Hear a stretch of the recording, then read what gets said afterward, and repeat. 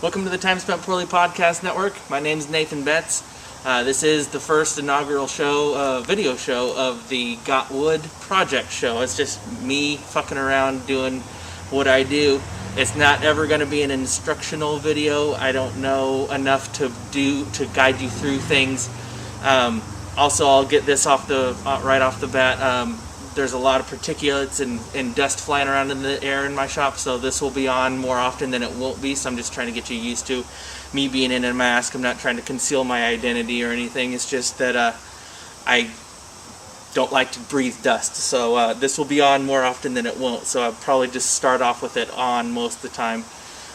So just so that you're used to that, this is the inaugural show of this one, being video especially.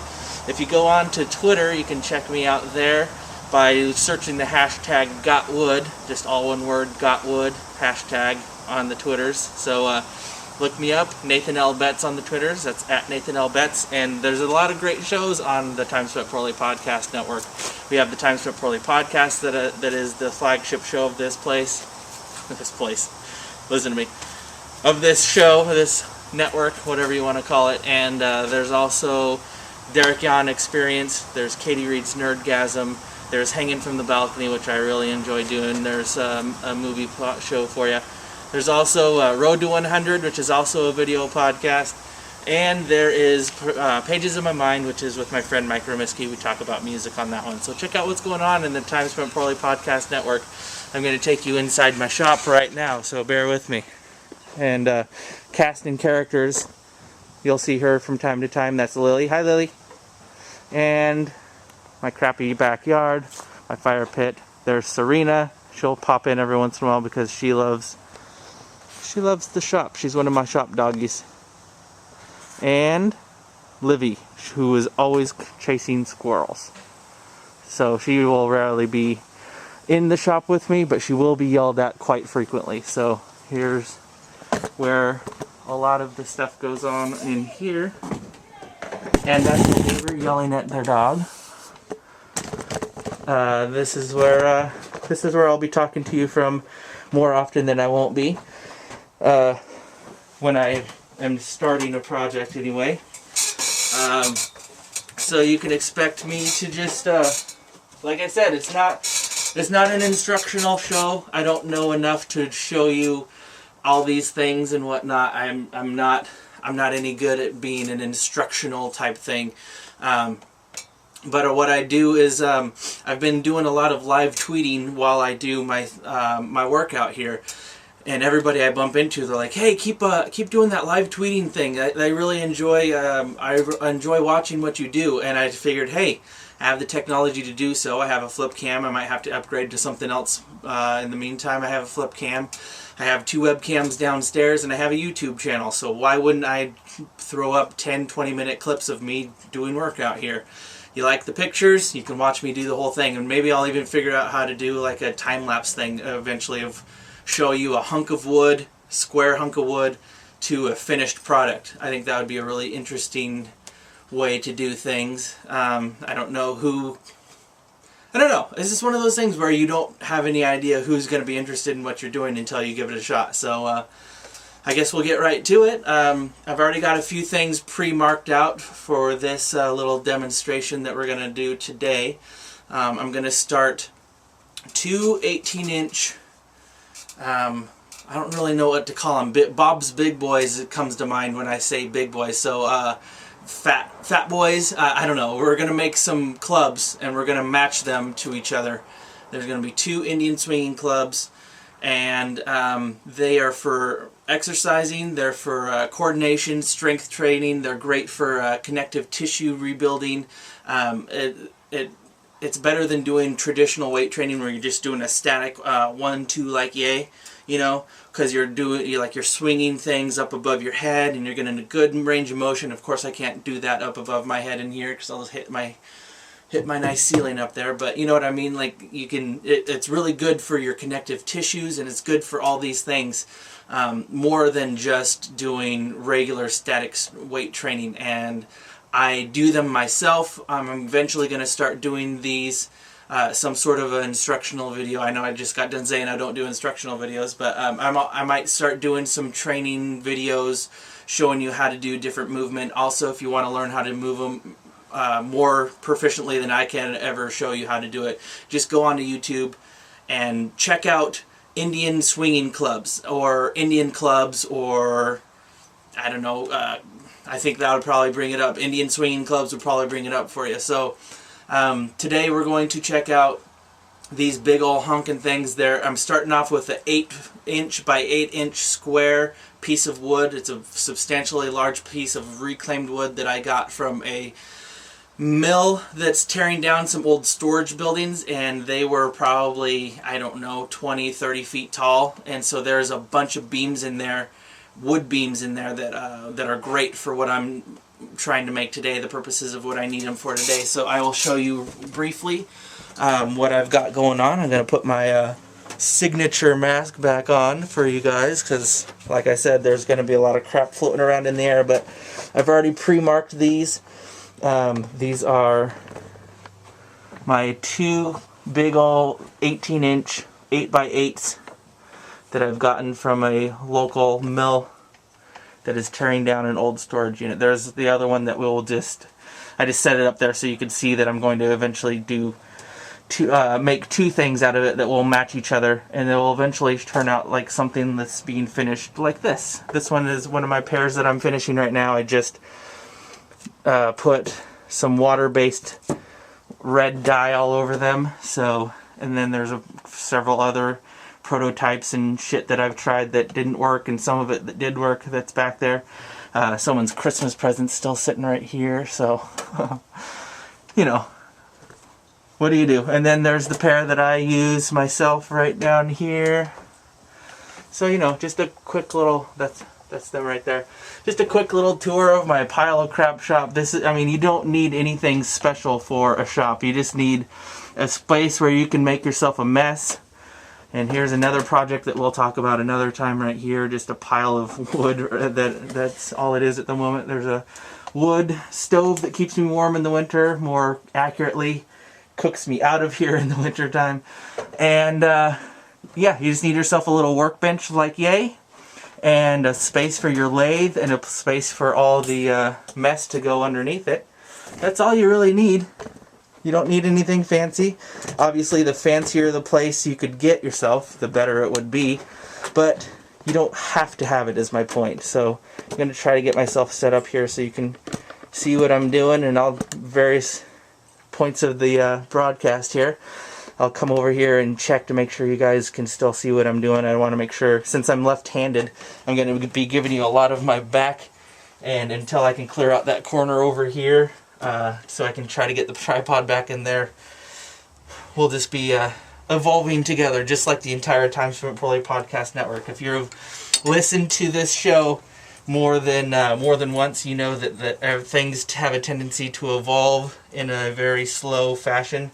I tend to figure out how things work better as I go, rather than figuring everything out all at once. So, all you need yourself to mark the ends of these is a square, and you find the center, find dead center of both the width and the length of it, or however you want to look at it, width, height, width, length, whatever. Find the very center of it, tap it. I've already got myself all marked up today. I already did that beforehand so that I could save myself some time so you don't have to watch me do it. And here's the other piece that we don't need at the moment, so that can just be set aside. And then you're just going to take yourself a good chance to get everything mounted up properly. The last thing you want is to get your piece on and turn the engine on and turn the on switch on and have your piece go flying across your shop. So one thing that I like to do is make sure that I'm starting off at the slowest setting, so that's another way that will prevent that kind of stuff from happening. So I'm going to turn that on. Make sure that, obviously I had it at a higher resolution for finishing piece. That's all the way back down to the slowest setting, so that's all ready to go. I already took a chance to pre-tap this. But you can see there's some machine marks already put on there. But you just grab your end piece here, Obviously, I'm not very great at using technical terms, but you just grab this like yay, and I'm doing this all backwards here. You grab this like yay, give it some good whacks several times, make sure that it's down in there really good. Take your piece, put it into the headstock. And we're going to need that mallet again here in just a few, but mounting is paramount. I've also gone ahead and tapped out the center of that X as well so that I can get it nice and flush on here, all correctly and straight. So just bear with me for a few moments. This is going to take a little bit of effort on my part to get this all centered and lined up the way I want it here. Just bear with me. Since I can't really play it, if I ever want to make money doing this, just pretend that I'm playing the Jeopardy theme song right now. Just hum it to yourself real briefly for your amusement while I get this all set up. I did get a little bit of this preset, but I wanted to do a little bit of it kind of as I went as well. So get your piece nice and set in there the way you want it, and then one thing that you're really going to want to make sure is that your tailstock which is the piece that's back here that's holding the other side of it in place.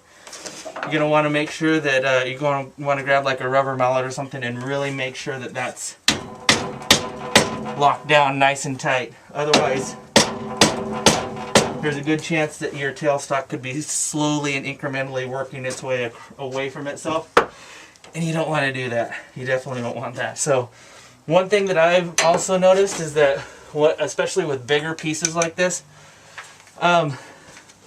if you crank this thing down, it will actually lift this side up. I don't know if it's because it's a cheaper thing or what, but you just want to give it good pressure, make sure that it's in there nice and solid, but you also don't want this side to lift up on you so it's not sitting collywampus like on you, because once everything's on a lathe, everything's supposed to be nice and true and legit. Like, you're supposed to be able to come off with a piece that's nice and true, and that's exactly what you want with your pieces. You want things that are nice and square, nice and even, because there's nothing worse than pulling something off, setting it down, and have it go, woo, look, it's a weeble wobble. That's not what you want. So again, just to reiterate, if you're just joining, or I don't know how if you're just joining because it's not live or anything like that, but if you've somehow decided that you didn't want to listen to what I had to say at first, this is not an instructional video by any means. This is just me letting you into my shop for just a little while, and I've already hit my first snag. If you can see this here, we'll lower you guys down just a little bit so you can see this. First snag, didn't really consider this while I was getting set up here. There's not enough clearance down here to make this possible. So let's see if we can get there zoomed in here. Here we go. If you see this here, it's hitting. So I need to get out my zero clearance dealy jobbers. Again, using all the technical terms that I know.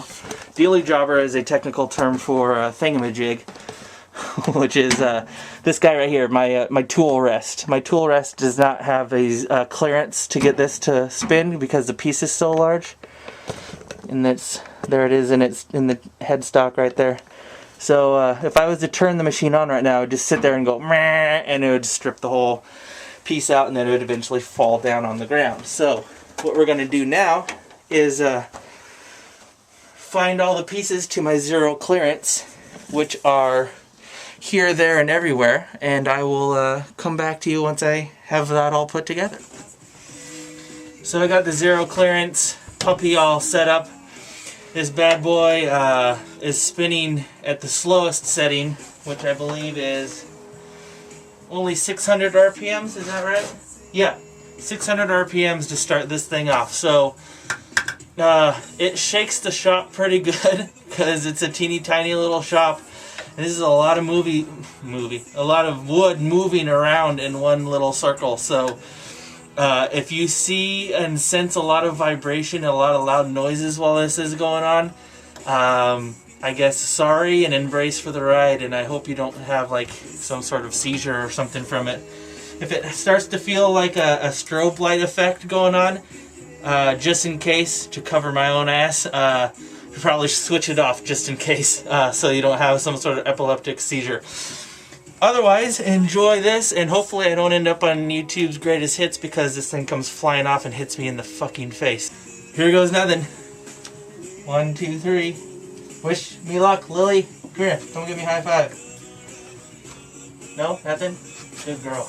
That was a good girl. Yes. Say hi to YouTube. Make Daddy famous, right? Alright.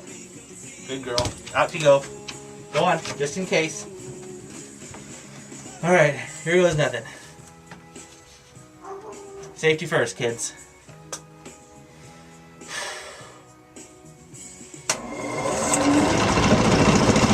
Shit. Alright, here goes. So I've only gone across this just a couple times. I'm gonna go ahead and stop this. Whew. And we can see that we didn't really do very much at all except for just start to kind of shave the corners off of this. Now what you could do to save yourself time and a lot of heartache and effort is you could have put this onto your table saw with your blade at a 45 degree, take off a couple of the corners, and by couple I mean all 4 of the corners, take off the corners, and then you would end up with an octagon. You go across that and it's down to round in half of the amount of time.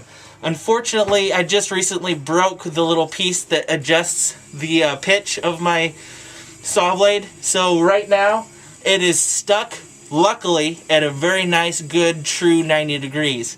But that doesn't help you when you're trying to make a 45 degree cut. So I'm having to do it all on the lathe. If you can ever get a chance to save yourself time on the lathe by cutting off at a 45 degree angle, I highly recommend doing it. I used to do that before that got stuck at 90 degrees, but hey, what are you going to do?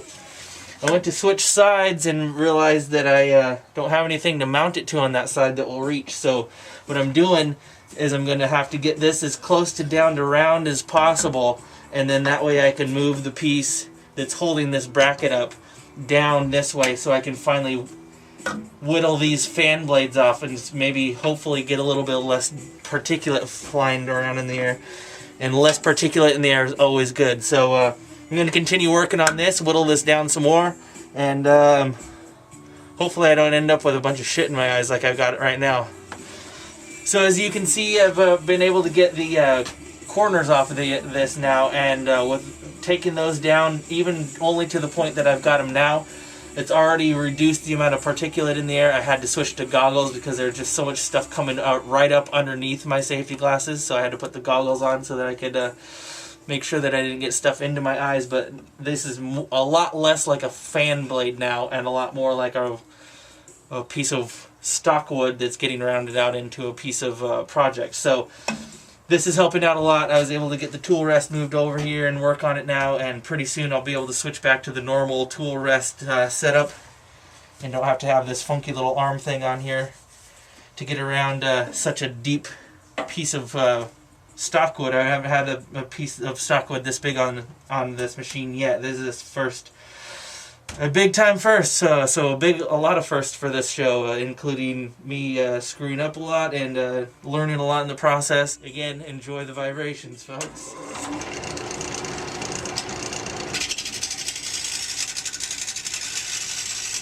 Now this would be pretty dangerous to have this machine running and put my head right down by it to report to you guys, but I did want to get a little bit of a close-up of what I do, so I'm going to go ahead and say hello real quick. Hi, and turn the machine on, and you can kind of see what's going on up close and personal with it. I don't know if you guys watched a lot of Mr. Rogers or like how it's made or anything like that, but all of those kind of shows fascinate me.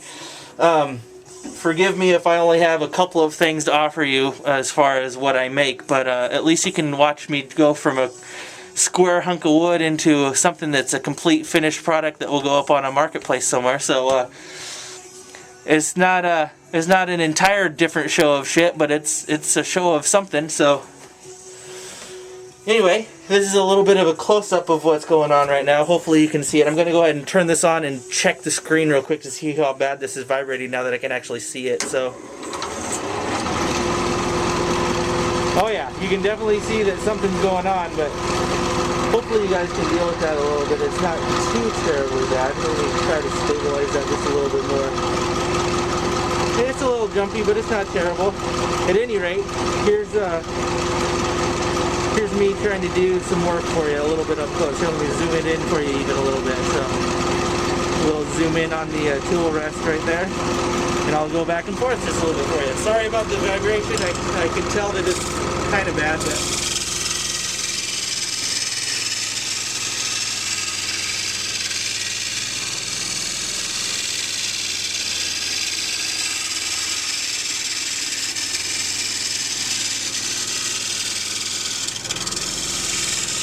nice and easy, slow movement.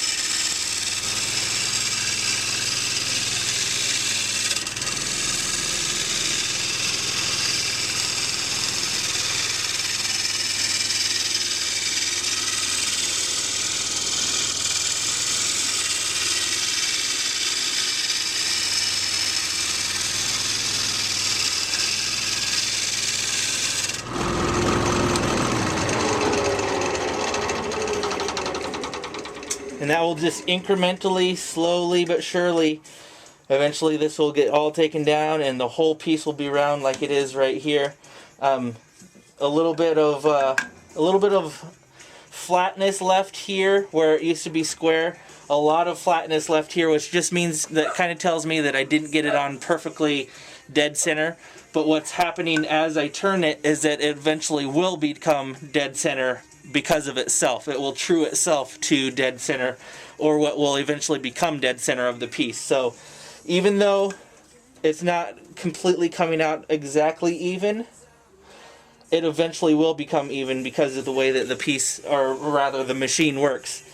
And it's quite an interesting and amazing little piece of machinery. It'll take something that's not exactly perfectly square, and everything, when you're done with it, everything will be nice and straight, nice and level, nice straight clean lines. So it's a great piece of machinery for what it does, and I'm gonna let you guys go back to whatever it was you're doing before you started doing this, and I'm gonna keep on working on this some more, and then I'll check in with you again in a little bit.